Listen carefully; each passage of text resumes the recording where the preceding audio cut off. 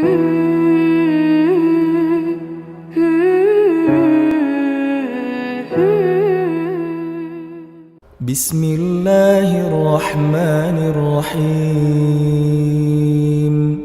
Bagaimana supaya hati dan pikiran kita selalu merasa tenang, Bu ya?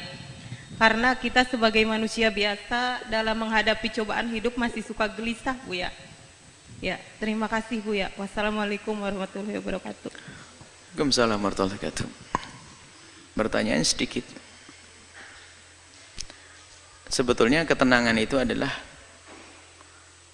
dia bicara bagaimana hati dan pikiran saya agar tenang. Tenangnya hati dan pikiran bukan dengan tenangnya jasad, maka yang perlu ditata adalah pikiran dan hati. Bukan berarti ketenangan hati itu adalah karena banyaknya duit, bukan. Itu orang kaya juga gelisah kok kadang-kadang. Bukan ketenangan batin itu karena suaminya ganteng, tidak, atau istrinya cantik, bukan. Jadi memang ketenangan murni di dalam hati kita. Nah, tinggal sekarang itu bagaimana agar hati itu tenang. Jawabannya sederhana, hati dan pikiranmu kau sambungkan dengan apa dan siapa. Kalau hati dan pikiranmu engkau sambungkan dengan sesuatu yang bikin gelisah, ya gelisah. Coba, kalau hati dan pikiranmu, orang boleh mencari dunia, tapi tidak boleh menggantungkan hatinya dengan dunia tersebut. Sehingga kalau orang menggantungkan hatinya, mengikat hatinya dengan dunia, lihat, di saat tidak mendapatkannya dia gelisah, di saat mendapatkannya hilang pun susah. Ada orang duitnya hilang tenang saja kok, ajib, karena dia tidak mengikat hatinya dengan dunia tersebut. Maka dengan Allah lah, itulah ketenangannya ada dengan Allah. Kalau sudah orang dengan Allah, duitnya hilang nggak susah, malah ngasih 1 miliar bangun pondok. Coba, lah kok bisa ini? Coba yang hatinya nggak sambung dengan Allah, 1 miliar ini buat abemat 2, dapat tambah gede duit saya. Tapi enggak, hatinya tenang, kehilangan duit 1 miliar kok. Ini duitnya jatuh 100.000, puyengnya setengah mati, nangis-nangis. Nah, ini urusannya hati kita dengan siapa? Nah, kalau sudah urusan kita hati kita dengan Allah, mudah. Allah, apapun di saat dia sakit, lihat, sakit jasadnya sakit, tapi kalau dia kenal Allah, dia akan tahu bahwasanya akan ada imbalan di hadapan Allah Subhanahu wa taala. Maka rasa sakit akan terreda dirasakannya, menjadi tidak separah, tidak semakin sakit. Sama itu loh, kok jauh sekali imbalan di akhirat, kok lama banget ya. Itu saja ibu yang hamil tua nggak bisa melahirkan, bawa ke dokter, ambil pisau dokter, buka perut saya. Aduh, dengan senang hati dia sakit, lihat banyak, senang. Ada sesuatu yang lebih menyenangkan dia. Apakah dia susah? Ya enggak. Begitulah sebetulnya ujian dari Allah di dunia ini. Tergantung harapan kita tuh di mana. Sehingga ada orang tuh putus asa, bunuh diri dan sebagainya, kan orang dungu dia. Orang dungu. Mau nikah nggak jadi, bunuh diri. Utang kebanyakan, bunuh diri. Gampang banget dia. Di negeri kafir banyak bunuh diri, nggak ada iman. Sebenarnya gelisah karena dia tidak punya Tuhan dia sebetulnya. Kalau punya Allah, nah ini sekarang biasakan dengan Allah. Maka ala bidzikrillah tatma'innul qulub. Mengingat Allah menjadikan tenang hati. Bukan kegembiraanmu adalah dengan dibalik tumpukan harta. Coba kita melihat, kita menemukan orang di kampung-kampung sangat sederhana, gaji sehari untuk makan sehari, tapi no problem, dia hidupnya candaria dengan istri, ya Masya Allah. Suaminya berangkat dulu, nanti tak kirim sarapan Pak ya. Inggih, berangkat suaminya duluan kok belum datang, sambil nyangkul.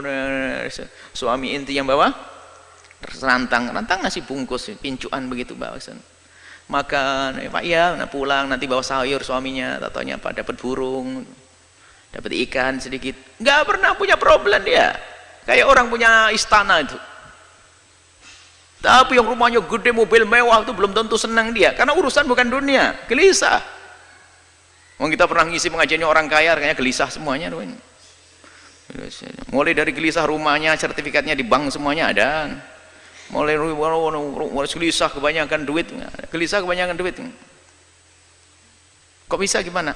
ini punya 2 perusahaan saja, saya sering ditinggal sama suami saya, sekarang membuka perusahaan di luar negeri Buya, bagaimana nasib saya nanti? Wah, tambah susah dia. Macam-macam orang, dan bingung nih manusia itu karena hatinya tidak dengan Allah. Maka ada bi dzikrillah tatma'innul qulub. Dengan banyak menyebut nama Allah, ingat Allah, akan menemukan ketentraman. Sehingga susah yang sesungguhnya adalah di saat dia jauh dari Allah. Kalau sudah jauh dari Allah, kecil pun jadi susah.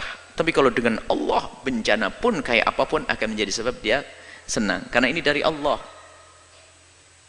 Sehingga para solehin itu kalau diuji dengan kefakiran, selamat datang dengan syiarnya orang-orang besar. Kefakiran syiarnya orang-orang besar. Dia tidak menganggap sebuah kerendahan. Tapi lihat yang tidak punya umat, nasib sudah sholat tetap melarat, Tuhan tetap melarat. Kurang ajar sama Allah nih. Gimana bisa bahagia dengan Allah saja curiga begitu? Jangan Allah sudah nggak benar. Baik ya, kuncinya adalah bagaimana hati kita. Kita biasakan dengan Allah, dengan Allah. Hakikatnya seperti itu. Tapi di samping itu juga kalau kita berkumpul dengan kemuliaan, Anda akan menemukan kesejukan. Karena apa? Allah akan turunkan rahmat di tempat semacam ini. Anda bergabung di tempat-tempat mulia. Biarpun secara zahir tidak langsung hiburan itu disajikan. Misalnya kalau orang ahli maksiat kan hiburannya adalah hadir berdisko dan sebagainya, ketawa-ketawa. Ketawa sesaat, itu susahnya panjang. Senang kelihatannya, tapi tidak tahu bahasa dia akan menemukan kesusahan yang panjang. Tapi kalau kita menghadiri tempat mulia semacam ini, dijanjikan oleh Allah ada rahmat diturunkan, Anda semakin sejuk. Anda berkumpul dengan orang senang, orang baik, lihat, ada kesejukan. Lihat. Jujur, kita dengan orang soleh saja, kita lupa kok dengan segala permasalahan. Kalau Anda duduk dengan orang yang sangat Anda cintai dari ulama-ulama orang soleh, Anda duduk saat hilang keluh utang lupa, ini lupa, sakit lupa. Itu hanya dengan orang soleh. Bagaimana Anda merasa dekat dengan Allah Subhanahu wa ta'ala? Bagaimana kita dekat dengan Nabi Muhammad sallallahu alaihi wasallam? Itu saja. Kembalikan hati kita dengan Allah, biasakan berzikir, merenungi ya, merenungi tentang nasib kita nanti di akhirat. Bagaimana urusan dunia, rendahnya dunia. Kalaupun mencari dunia hendaknya untuk Allah. Sudah menjadi orang kaya boleh, bukan dilarang, tapi bukan hanya untuk menyuburkan kesombongan kita, untuk membesar kerakusan kita. Kalau kita hanya mencari dunia hanya untuk dunia tersiksa, seperti diingatkan oleh Nabi, kalau ada orang hatinya itu rakus, dikasih lembah emas 1 minta 2, dikasih 2 minta 3, kasih ini. Dan unik, orang itu punya pabrik 6, itu pabriknya triliunan semuanya tuh. Itu kebakaran hancur 3, itu masih nangis nyungsep masuk rumah sakit. Bodoh banget dia, masih ada 3, 3-nya saja masih kaya raya dia. 3 perusahaannya masih berjalan, 3-nya runtuh, itu nyungsep dia masuk rumah sakit. Ya, kasihan benar tuh manusia. Semoga Allah menjaga hati kita, hati dengan Allah. Maka di saat Anda kaya yang sesungguhnya.